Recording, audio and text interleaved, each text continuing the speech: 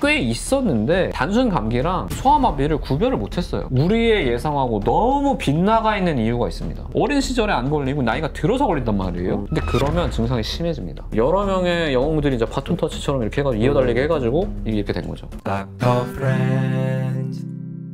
안녕하세요. 닥터 프렌즈입니다. 오늘도 찾아온 의학의 역사. 이것도 되게 유명한 병인데 아직도 안 했더라고요, 제가. 소아마비의 역사입니다. 어렸을 때 특히 많이들 걱정했던 것 같아요. 우리 어렸을 때는 아니고 우리보다 좀 위 세대죠. 그쵸. 우리 때는 이미 백신이 나온 지 오래됐고 사실상 지금은 박멸이 되었다라고 보고 있죠. WHO에서 한번 선언한 적도 선언을 했죠. 그러니까 인류가 극복한 질환사에 꼭 나오는 질환이고 또 이제 예방주사의 위력 이럴 때도 꼭 나오는 질환인데 사실 이게 몇십 년 전까지만 해도 그 어떤 전쟁보다 무서운 질환이었습니다. 이게 어떤 병이냐? 이름에서도 이미 느낌이 오실 텐데 5세 이하의 어린이들이 주로 걸리는 바이러스성 질환입니다. 걸리면 이제 감기 몸살과 비슷한 증상에 이제 고열이 좀 심해요. 그러다가 팔과 다리가 마비가 되고 심지어 호흡근까지 마비가 되기도 하고 그래서 사망에 이르게 되는 병입니다. 설령 병이 낫더라도 내가 여기까지 마비가 됐었다. 그럼 그 마비가 보통 남아요. 아주 유명한 사람 중에 하나가 소아마비로 인해 고통받은 사람이 하나 있는데 미국인들이 가장 사랑하는 대통령 탑3 안에 항상 들어가는 2차 세계대전을 승리로 이끈 그것도 모자라서 전후 실설을 정리해서 사실상 지금의 미국을 만든 프랭클린 루즈벨트 대통령. 이분도 어린 시절 소아마비에 걸려서 평생 휠체어를 탔죠. 나는 그런 식으로 뭔가 하지마비가 오는 병이라고 생각을 했었는데 팔도 마비가 오고요.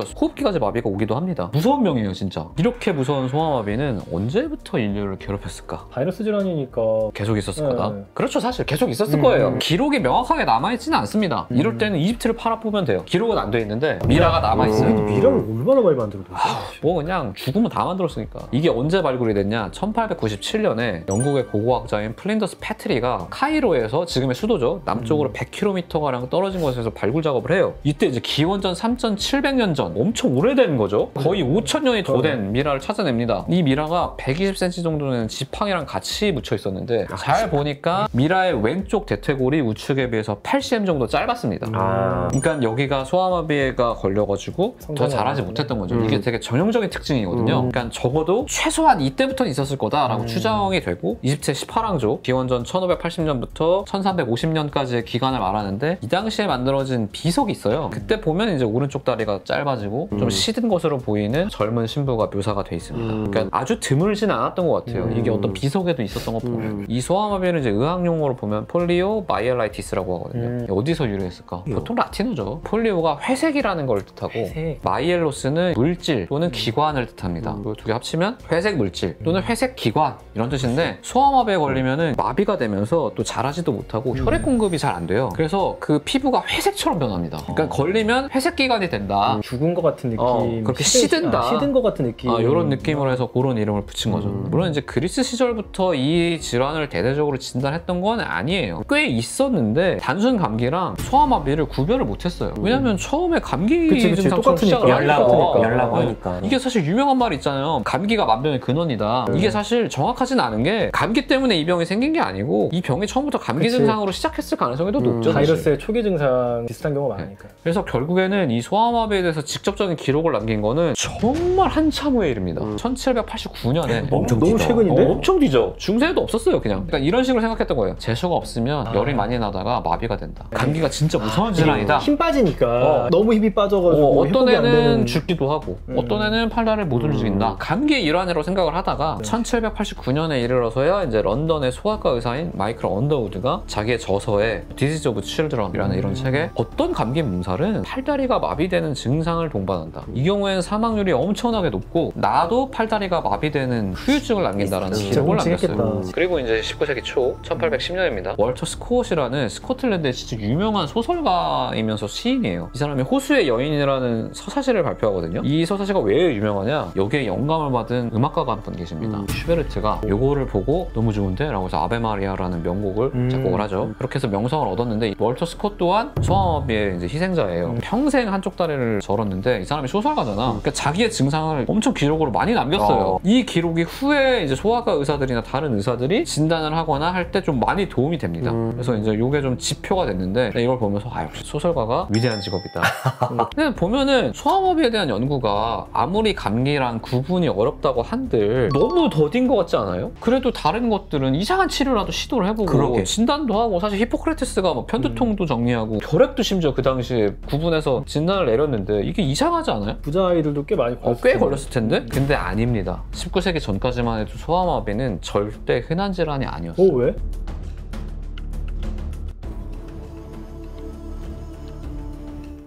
그러니까 소아마비가 아주 어린 나이에 걸리잖아요. 대부분 감기로만 앓고 넘어가요. 마비를 일으키는 게. 이 당시에는 그렇게 흔한 질환이 아니었어요. 다만 어떤 경향성을 보이고 있었는데 도시화가 되고 산업화가 되고 사람들이 점점 잘 살면서 점점 늘고 있었습니다. 근데 그럼에도 불구하고 당시 의사들은 별로 관심이 없었어. 왜냐면 소아마비보다 훨씬 심각한 보건위기가 사방에 널려 있어요. 도시화가 되니까. 얘는 뭐 다리 조금 못 쓰지만 살았잖아. 살았잖아. 결핵도 돌고 비소순, 살았잖아. 콜레라 막 계속 있는데 막 뭐 사고로 팔다리 이런 거 다치고 절뚝거리는 사람도 많을 거고. 드물지 않거든. 그러다 보니까 도전 정신이 미쳐버린 19세기 의사들도 기록이 많지가 않아요. 손에 셀 수 있는데 거의 한 두세 개밖에 안 됩니다. 1835년에 이제 존 바드함이라는 의사가 4명의 환자가 우리가 알고 있는 월터 스콧과 비슷한 경과를 보이는 질환을 알았다. 이 정도의 기록을 남겼고요. 1840년에 정형외과 의사인 야곱 본 하이네가 이 질환이 척수를 침범하는 것 같다. 뭐 이 정도의 기록을 남겼어요. 근데 19세기 후반이 되면서 상황이 확 바뀝니다. 갑자기 소아마비가 유행하기 시작해요. 집단 발병이 일어나기 시작합니다. 더 몰려 살고 애들이 좀 적게 죽으니까. 저도 그럴 것 같아요. 도시화되면서 인구密도가 높아지고. 높아진다. 예. 사실 이것만 두기에는 조금 미흡해요. 왜냐면 파리랑 런던은 18세기에도 이미 과메라가 진행이 됐어요. 19세기 초에는 이미 막 인프라에 비해서 너무 많이 살아서 콜레라, 결핵이 심심하면 번지잖아.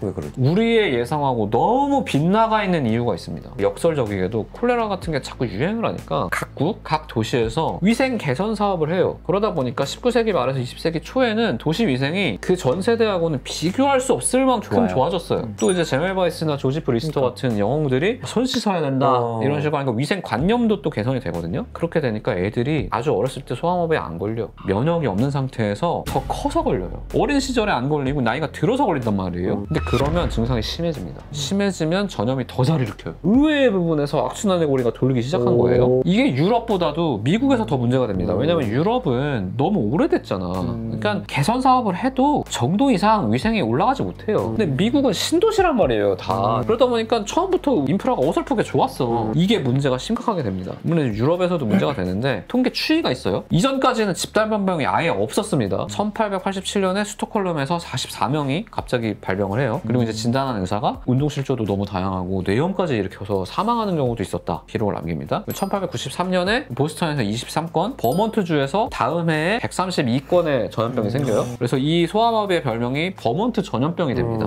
근데 이게 이제 20세기로 넘어가면서 더 심해지는데 1905년에 스칸디나반도 인근에 1000건 이상의 발건 이게 생겨요. 근데 이거는 아무것도 아니에요. 미국이 진짜 심각한데 1916년에 뉴욕 브루클린에 소아마비가 돌기 시작해요. 6월에 그 한 달간 183건이 보고가 됩니다. 이제 의사들이 이거 좀 심각한 것 같은데 우리 좀 들여다볼까? 라고 하는데 이게 가라앉질 않고 폭발적으로 걸리는 거예요. 인구가 어느 정도 됐어요, 뉴욕이? 뉴욕에 벌써 100만 넘었지. 이때 27,000건이 넘고 사망자가 6,000건이 넘습니다. 거의 아이들 다 걸렸겠네. 패닉에 빠져요, 이때 군중들이. 100만 명 중에 3만 명이. 그렇게 걸려서 6,000명이 죽었어. 그러니까 그 당시에는 전염병은 만나면 걸린다는 거 정도는 다 알고 있었거든. 그러니까 사람들이 집 밖에 안 나가요. 그래서 1916년에 잠깐 경제 불황이 왔습니다, 뉴욕에. 그 정도로 심해졌는데 의사들이 이제 막 부랴부랴 이거 치료 어떻게 해야 돼? 라고 하는데 지식이 부족해요.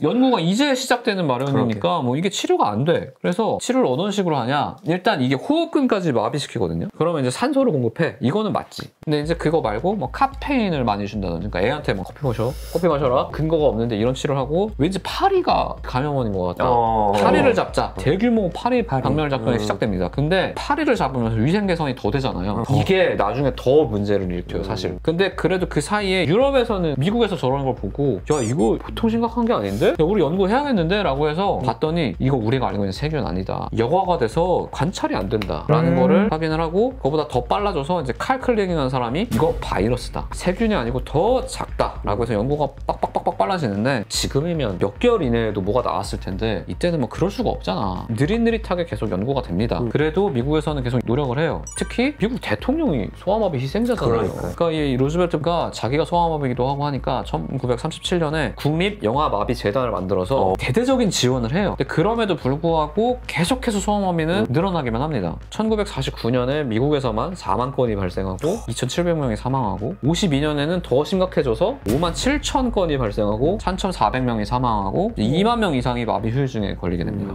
이 당시에는 팔다리 마비는 그나마 나은 거예요. 호흡근이 마비되는 게 진짜 문제입니다. 그래서 이거를 극복하기 위해서 철폐, 아이언 렁이 이때 나온 거예요. 우리 다 배웠잖아요. 철폐가 뭐냐면 드럼통 같이 생긴데 안에 들어가서 내 호흡근이 마비돼서 횡격막을 당겨주질 못하니까 얘가 대신 당기는 거예요. 그래서 숨을 쉬는 거죠. 이게 사실 얼마 전에 뉴스에 나온 분이 계십니다. 폴 알렉산더라고. 이분 또한 1952년 이때 걸린 거예요. 6살에 걸린 거거든요. 그때 걸려가서 이제 72년을 더 살고 올해 돌아가신 겁니다. 그런 상황에서도 대학 졸업하고 변호사가 돼서 마지막에 입에 펜을 물고 그걸로 8년에 걸쳐서 자서전을 쓰고 존경스러운 삶을 살아내신 분이거든요. 이분뿐만 아니고 정말 많은 분들이 아이언 렁에 의존해서 삶을 이어나가게 되는데 이게 번거롭잖아.